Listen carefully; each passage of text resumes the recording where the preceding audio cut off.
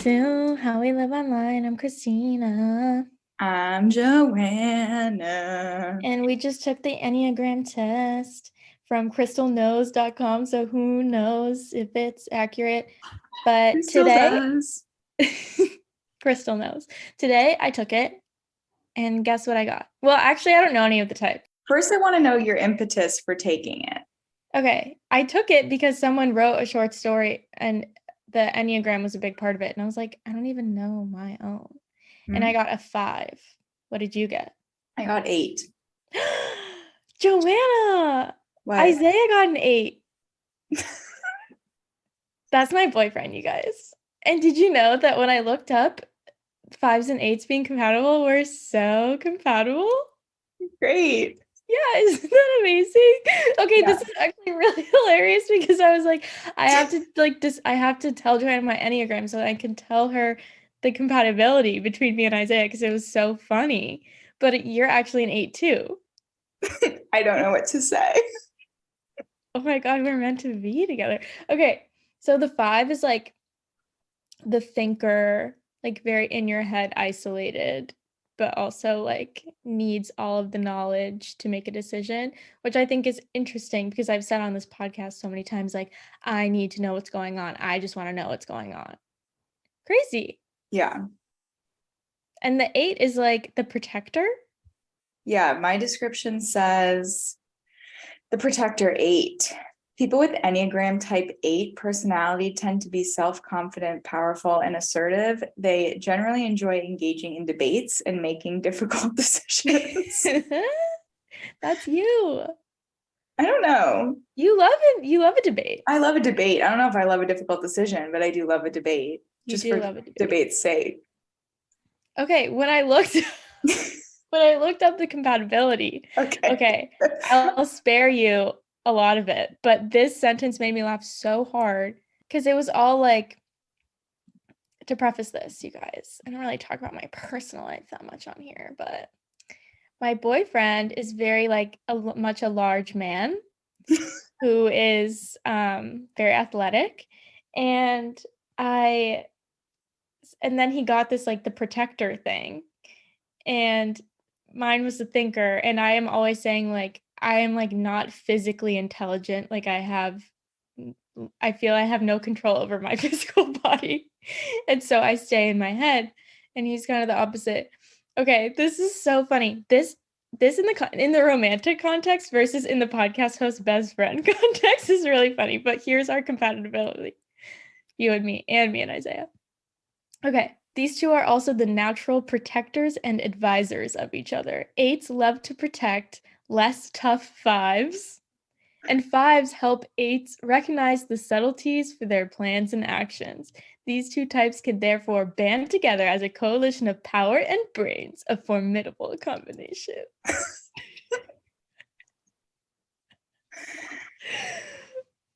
Wow. What was your Myers-Briggs? I think ENTP. Okay, because I remember we had similar ones. I got INTP, which for both of these, it's like the Einstein like math one, or like the like thinker thing, which I think is kind of funny because I'm like, I'm no Einstein. Like, he did a lot of math. I would say if I had to have a conversation with Einstein, I would never pick him in my dead people dinner table. I would have the debate. You have to have the debate. Wow. Oh my God. I'm so excited. I feel like that you're also an 8. Yeah, I feel like we can't do justice. I love the fact that I threw a wrench into your plan of explaining the compatibility and the fact that I had the same type. But it's perfect that way. Yeah, that's really silly. I can't even begin to, think about it. There's a lot of levels to this. There's a lot of levels. They're all playing out right now. Yeah. What I was going to say about the Enneagram is that so I work in a research lab where people have PhDs in several subjects. One of my coworkers has a PhD in social psychology, and he is let's just say at one time at my work, there was a big debate about, because we had a bunch of students who were very interested in the Enneagram. And another thing, I don't know if either of our tests gave us wings or if No. we just didn't have wings. No, this test I think is bad. Okay. So But I'm maybe, still going for it. yeah. Yeah. But I guess the other thing is sometimes you can have wings. But yeah, essentially, there were a bunch of students at my work who were obsessed with the Enneagram, and they tried to make the staff, like the people I work with, take the test, but no one would do it. Thinkers. Yeah. Fives. Yeah, so no one took it because they didn't feel there's validity to the measurement and the typology that's happening here. But I think that there's validity in that. It tells you something about yourself in the way you interpret it. That's what I always say. Yes, which is what we talked about last time. What did we talk about with that? Something. It's probably something I say every day to different people. Lately, I feel like I don't know what it is, because I feel like I am not talking to more people than I've ever talked to before in my life. But I have this feeling that I'm talking to more people than I've ever talked to before in my life because I can never remember who I've said things to. Maybe you've suffered from a small head injury. I have suffered from several small head injuries, several small and large head injuries over the years. But lately I keep having this feeling like I must have said what I am saying to somebody, and then I just keep saying the same things to different people, or all of my conversations are like converging on the same themes.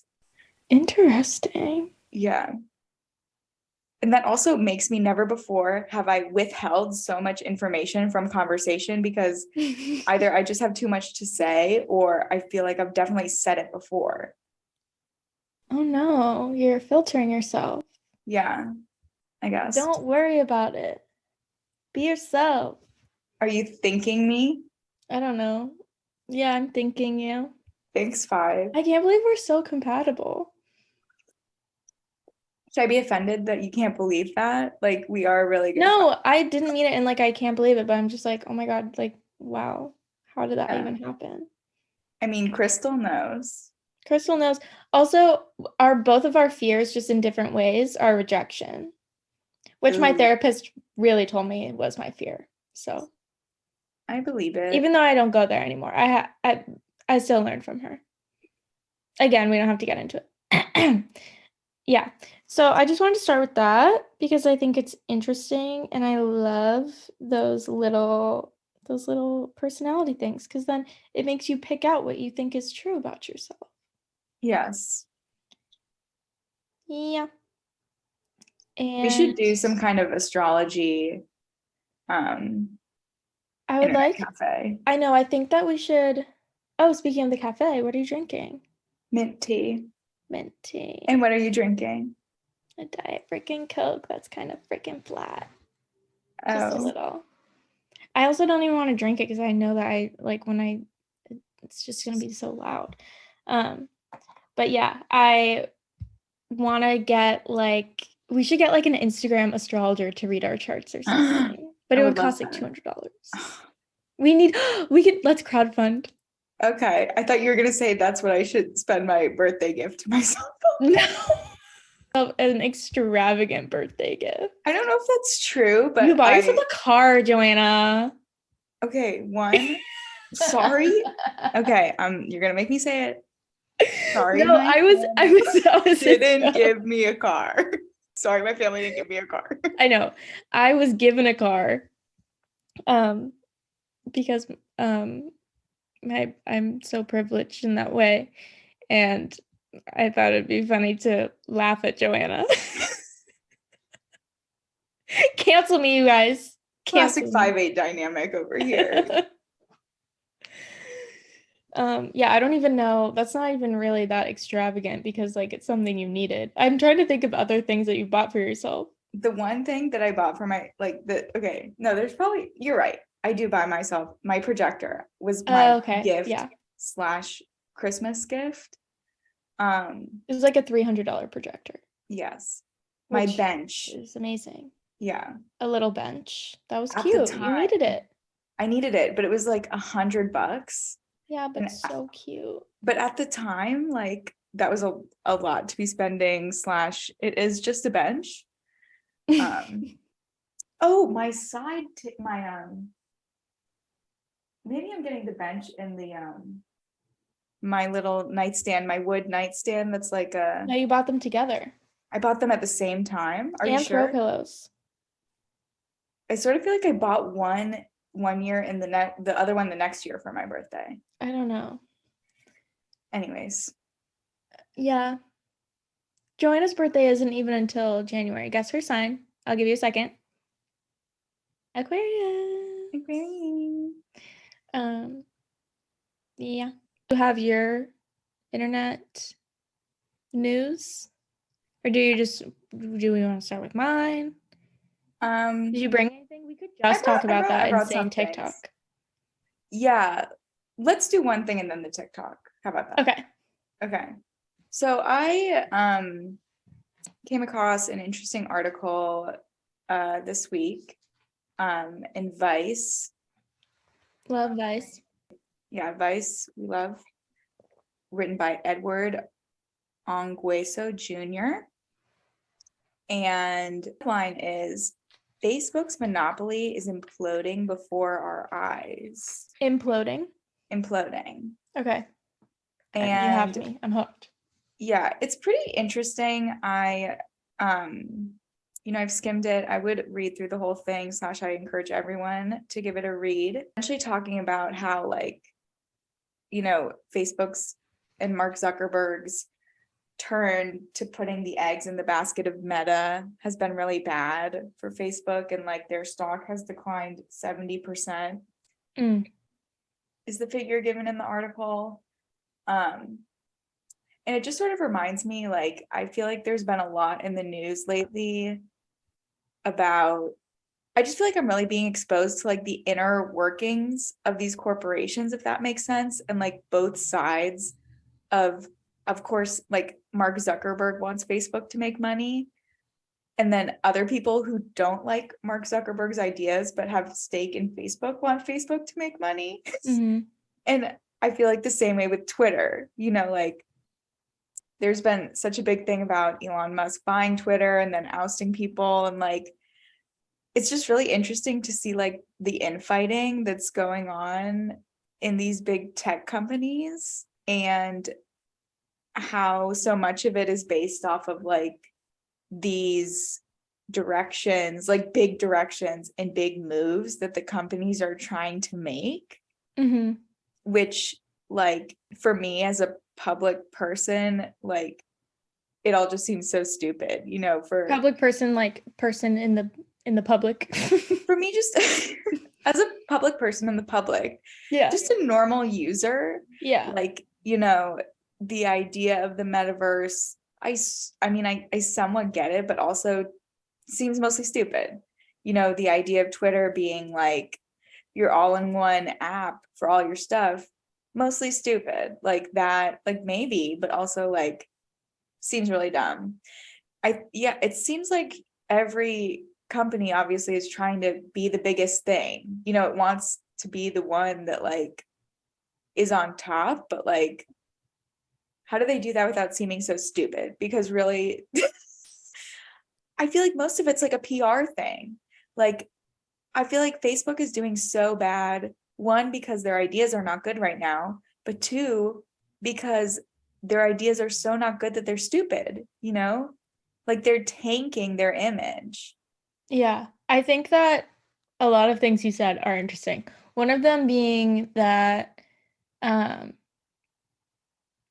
first of all, this idea of an all-in-one app is completely not what people want. It's something that you would think makes sense, but even on Facebook, you can post images, text, videos, you can connect with people, you can read the news and everything. You can do everything on that app. You can do a lot of that on Twitter as well, just in fewer words. And yet Twitter and Facebook are different, and they have a different user base, as does Instagram, as does Discord, and like Tumblr and Pinterest and freaking TikTok. Like people don't want to spend all their time on the same app. That's the point of all of these different places. And it's also why like phones are so addictive.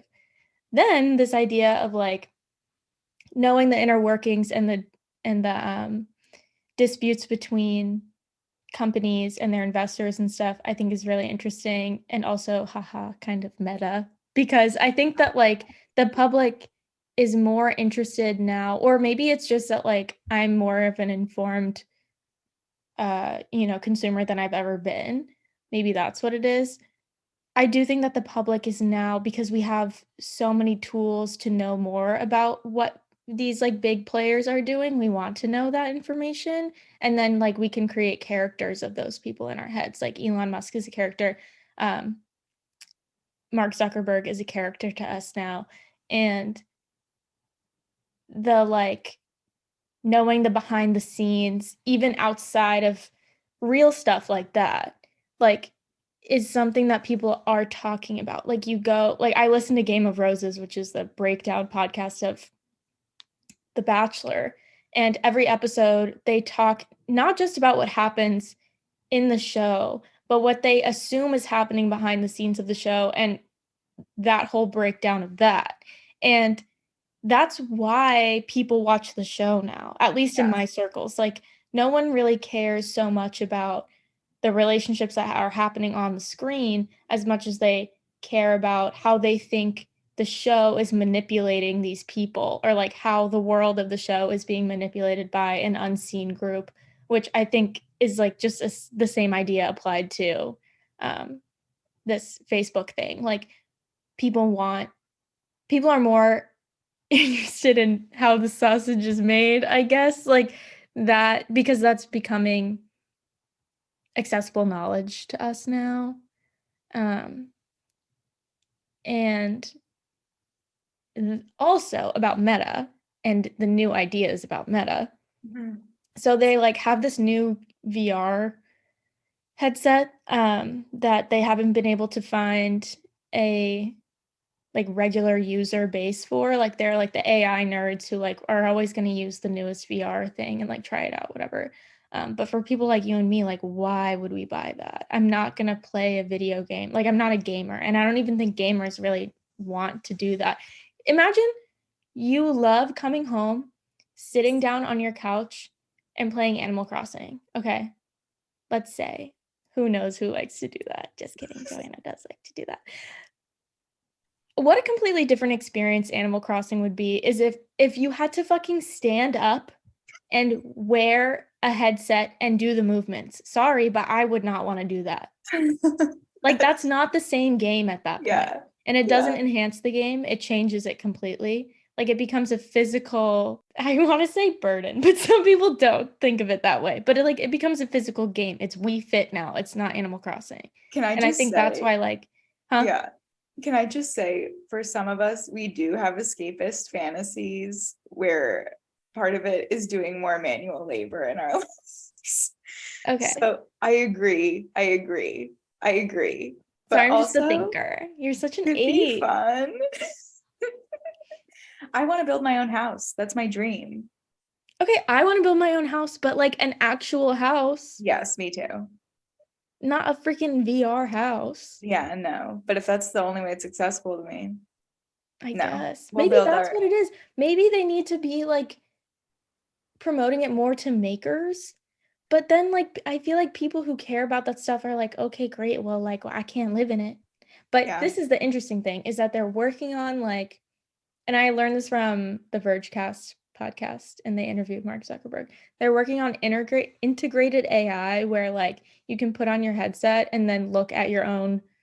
They give the example of like your living room and like change things in the living room so that when you look around, your space is different, or like sit at your desk and like add more monitors to it. Which like would be helpful for the monitor thing if that's something that you need. Mhm. But I don't it's just like Ready Player One to me. I feel like it's about escapism, but they Mhm. won't say that. They Yeah. refuse to admit that. So they're like coming up with these like far-fetched real world applications for it that no one Mhm. wants. Like, have you seen the commercial for about the farmer? No. Oh my God, I get this Hulu commercial like every time I watch Hulu. It's this farmer like putting on a VR headset, or maybe not, or like looking through his glasses. They're like smart glasses or something, and like looking out into his field. And a voiceover is like, in 10 years or however many years, I don't remember, this farmer will be able to use virtual reality to grow his crops, or like to like, I don't know, to somehow improve his agriculture through Mhm. this device. And then it shows these graphs that I don't understand overlaid onto a field or something. And I'm like, but is he? You guys are Yeah. using this like 70-year-old actor. Like, no 70-year-old farmer is gonna be interested in using this damn ass thing. Yeah. Like, are you serious? And it's like Yeah. $15 a month or something. Like, no one wants that. Yeah. What That's it my makes little me rant think about of, that. what it makes me think of a little bit is, and this isn't like obviously the ideas of the uncanny valley are different, but it sort of reminds me of that in terms of like a level of integration of technology and like futuristic and like very overtly non-physical technology into our lives that is unsettling. That's Mhm. not just because like we're not familiar with it, right? Like, because I think that's part of it, is that, that's what people say, at least, that like someday this will all be just so normal. Mhm. But I wonder if there's something else to a fact of like an inhumanity or an in physicalness that's unsettling and that people just will reject, because not because it's unfamiliar, but because it lies in this other abyss of like, this is just a little bit much for me. Yeah, and it's interesting that you say like, oh, and in however many years this will be normal, because that's what I said with the meta thing. Like, this is what the advertisements are saying. Yeah. Like, they're trying to say like, you'll get used to this.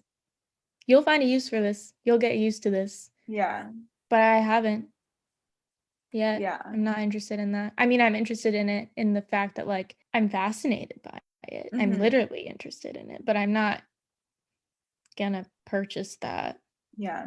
I think it scares me more than I'm interested in it. I just like don't really see an application that I would love to do. The thing that I thought of semi recently, like after I listened to that podcast about the integrated AI, is like, I was like, what would people actually use this? Like, what is something that would excite me about that? And what I thought of, which honestly I think is really smart, and they should give me a lot of money for this idea, if you hear me, Facebook, Meta, is if they're going to have these virtual worlds where you can meet up, there should be like a game, like a virtual bowling alley where like I get to meet up with my friend who lives in LA and we Hmm. can bowl together. Or like, I said that I don't even like bowling. Mini golf. I famously dislike bowling. Something like that. I would do that Hmm. and like actually feel like I'm hanging out with her. That would be great. Yeah. But this farmer thing, Yeah. And stuff like that already exists for people who love video games, right. right? Yeah. Like they already feel like, and the technology is already there where people feel like they're hanging out together when they're playing video games. Yeah, if Corey were here, he'd be like, I already have Discord. I Yeah. already play Fortnite with the I boys.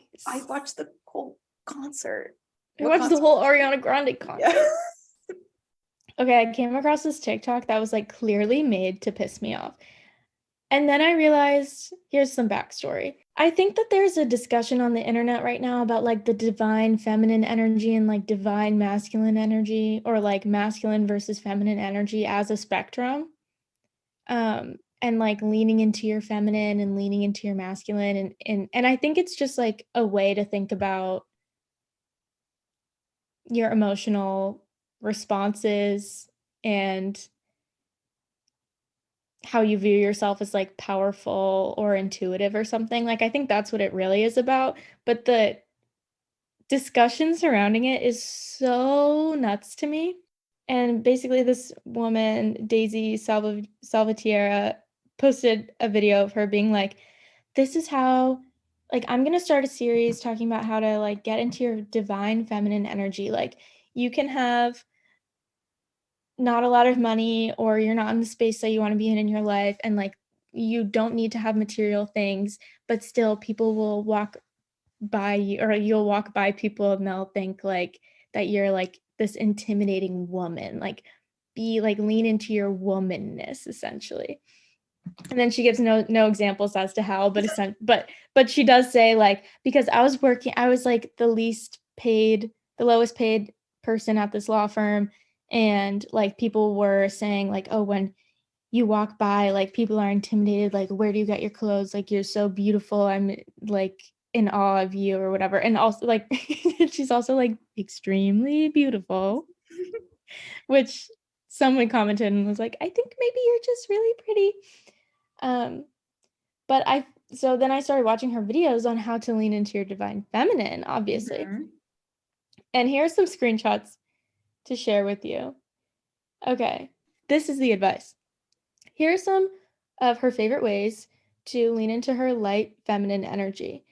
Okay, so it's a video of her like looking out the window. This is the list: manifesting, daydreaming, talking with elderly people, practicing patience, healing my inner child, journaling. I just think that this list is so funny. Talking with elderly people. Those sound like type 5 behaviors. They do. And then this is how you channel your dark feminine energy. Challenge your thoughts, emotions, and assumptions by reading, listening, and observing more. It makes you seem mysterious. I would like to break that down. Challenge your thoughts, emotions, and assumptions. I don't really know enough about this to really have feelings about it, but like my initial response to this is like, oh, to lean into your feminine, you have to like not believe your initial thoughts. Like you have to like challenge your thoughts, emotions, and assumptions by reading, listening, and observing, by like making yourself no longer the spotlight. I don't know. That's how I reacted to that. Yeah, to me, it sounds like honestly more of the first, because the first was a lot about introspection. And so is this idea of challenging your assumptions. It's sort of just being more introspective. Yeah, and then just the parenthetical makes you seem mysterious. Yeah. I also want you to listen to her talk about this. What is portrayed here as dark feminine energy, and almost all of it is wrong. See, dark feminine energy is not about manipulating men, ladies. It's about speaking from the heart and knowing intuitively who you are. Okay, there's more, but I died laughing at that part where she's like, this is so she says, this is how you lean into your dark feminine energy. Like, what did she say? Believe in yourself. Yeah. Essentially, believe in Sexuality. yourself. Men don't want you to believe in yourself. This is why the witch trials happened. I feel like the theme of this episode, honestly, is people making things up. Like, literally anyone can say anything. Like the internet is crazy. This is so funny to me. Like imagine like you've garnered a small group of women on TikTok to follow you, okay? And you're Yeah. giving them life advice. And a lot of it is like is good. I mean, it's good to manifest. I love to daydream. I love to talk to the elderly. I do. It's the package that is being given to me, and it's Yeah. so fucking ridiculous. And this idea that like this idea that the witch trials happened because men thought that women expressing their sexuality was wrong is like, that's not true. Mm-hmm. That's not like, the witch trials happened because like, because yes, because of the patriarchy, but like, weren't women actually like spasming and like going through like physical problems and then like, and sick, and then like they would take sick women or like difficult women and say they're witches? I honestly don't know. All I know about is the Crucible. I feel like she read The Crucible Yeah. That's all I know is about the Crucible. and took John Wick's side. Yeah. Is his name John Wick? No. John Proctor. Wait, who's John Wick? John Wick is like Keanu Reeves, I think. Wait. Okay, also you guys, we can say anything too. Like, don't believe me. What am I even talking about? Oh, wait. Oh my God, that's so funny. I'd never heard of this movie, but one of my students wrote an essay about it. Okay, so it is Keanu It's Reeves. it's Keanu Reeves. And That's is why. it John Proctor? Yeah, it's John Proctor. Goody Proctor. Goody Proctor. I love that I knew both those things. I bested you in the debate. Okay. The infamous Salem witch, this is from history.com. The Salem witch trials began during the spring of 1692. Girls were claimed to be possessed by the devil and accused of witchcraft. It was a wave of hysteria. Yeah, they had afflictions. Strange afflictions suffered by those bewitched. Caused symptoms such as delusions, vomiting, and muscle spasms. Contortions, uncontrollable outbursts of screaming. I don't know. Slash, like, I think you're right. Maybe, I don't know. All I know is that it's really funny to invoke the witch trials. Anytime it happens, it makes me laugh. I agree. When I listened to the video you sent me, the first video you described, where she was talking about, you know, she's going to teach you everything she knows. I had thought, and maybe this is part of what she's doing, that she was like doing one of these courses. Like she has some free materials, but she also is doing like some kind of paid materials. I feel like I see a lot of all the time. Yeah. And it's so funny to me because, you know, on the other side, you have all of these famous, you know, broadcasts and like men getting famous. Who's the big one who's famous right now? Wait, for a broy podcast? Big famous guy. Joe Rogan? No. That guy Andrew Tate? Yes, him. Okay. All I Googled was Meninist man and it didn't come up. I don't know if he self-identifies as a Meninist, but you know. Okay, yeah. Things like that. Like to me, it's so interesting. Like it's the same thing, you know. It's like entrepreneurship way to get people to give you money to like claim you have the secrets of like to know yourself essentially, and like literally that's the same thing as like mega churches. Yes. It's this thing of like, it's like a different kind of a lifestyle. Influencer is like, not only will I show you my perfect life and how I manage it, but I'll show you how to manage it too for a fee. Yes. Subscribe to my Patreon, or if you buy my agenda that I designed, or, you know, pay for a meeting with me or something. It's the same thing as like a cult. What am I even saying right now? Literally this whole episode is like, what is going on? We're both tired, I guess. This is what's happening. I'm delusional. Okay. I don't believe that girl for whatever reason, but I do believe my Enneagram. And aren't they just the same thing? I think, yeah, somehow we have really thematically positioned everything in this episode. Enneagrams, meta in the metaverse. So meta. divine feminine energy, Mm-hmm. they're all one and the same. I think what our listeners need to know is that if you guys give us some money, we can get our charts read.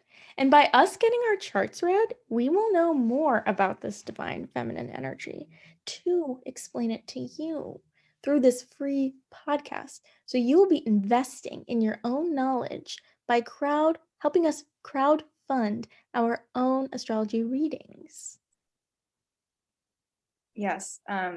You can find us on Venmo. Yeah, it's just my name. It's at Christina McBride. And it's a picture of me smiling holding a cup of fruit. Mine is Joe Schroeder, not to be confused with Joe Rogan or John Wick. Or Goody Proctor. Yeah.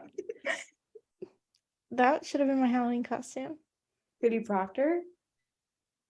Yeah. We could do that. We should do the Crucible one year. Should we do the Crucible or should we do the Crucible cast party? That's an SNL reference to those of you who didn't get it. This is so, like, I wish I had more to say about this divine feminine energy stuff, but I just don't know enough about it. All I know is that, like, it's the same fucking thing as the that girl thing and the clean girl thing and the low vibration foods, which is such a funny sentence. Mm-hmm. So all this is to say, stay safe out there. Trust no one. Trust yourself. Mm-hmm. Read these things and figure out what they mean to you. Mm-hmm. Because, like, that list, as silly as it is, journaling, daydreaming, manifesting, talking to the elderly, who wouldn't want to do that? Yeah, I kind of love, like, the permission to do those things. Yeah, like, what a Saturday that would be. I would do it on a Monday. Oh my God, you got so much time. I mean, it's important. I'll make Take time. the day off. No.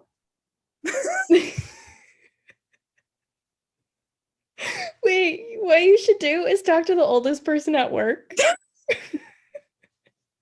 Cut. I should talk to the oldest professor in the English department.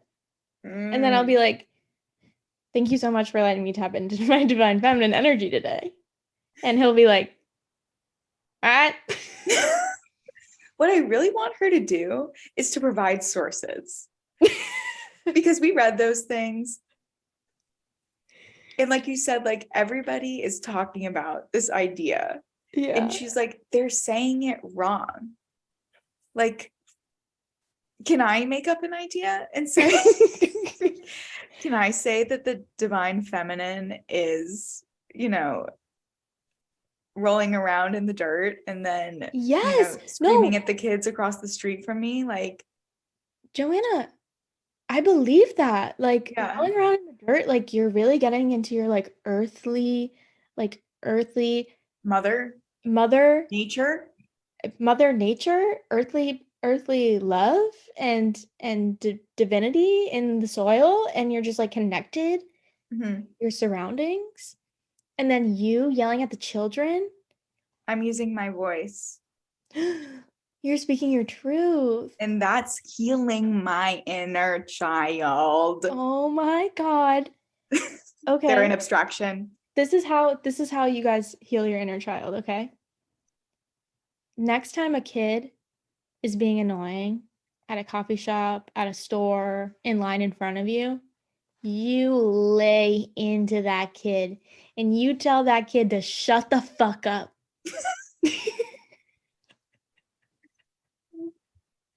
And it'll work. It'll feel good. I promise I did it today. That's what Joanna said. I said it. I was holding up the cue cards. We learned so much today. Thank you guys for joining us in our little cafe. I have to make an announcement. There are a couple things that I want to start saying. So if anyone sees me in real life and you notice I'm not saying these things, remind me. I would like to start saying that's so random. I think it's funny. I also like saying typical, just about, but like about anything. Like, let's say Joanna's like, just doing something. She's like, she's like, oh, I'm gonna go to the bathroom. And then I just say typical. I love that. I think there's something else. Oh, should I bring back epic? Ooh. Epic. But not in that way, like in a Homer kind of way. Like in a tragedy, like journey kind of way. Like if And epic. yeah, I'm like, that's like, he's an epic.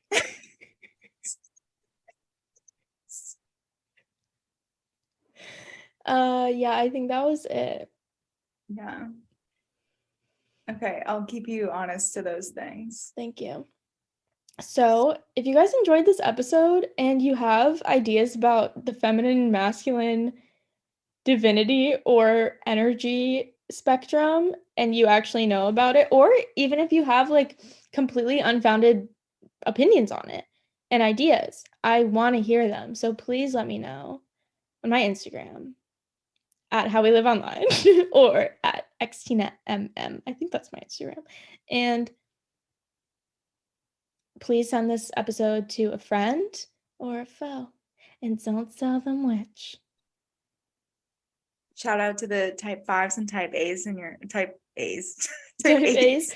Okay, every time I said that I'm a 5, I'm like, that just feels wrong, like I'm a 10. Like having that come out of my mouth, I'm like, ooh, I'm not a 5. Oh, I'm not a 5. I'm Don't literally you say an type, 11. though? Huh? Wouldn't you say type? No, but people say like I'm a 5. Oh, Well, I actually don't know if that's true. I'm not in the Ew, like community. saying it, it's like I'm not though. yeah. I'm a 10 out of 10 on the feminine divinity scale. Of course. I'm gonna talk to some elderly people, so I gotta go. Okay. Typical.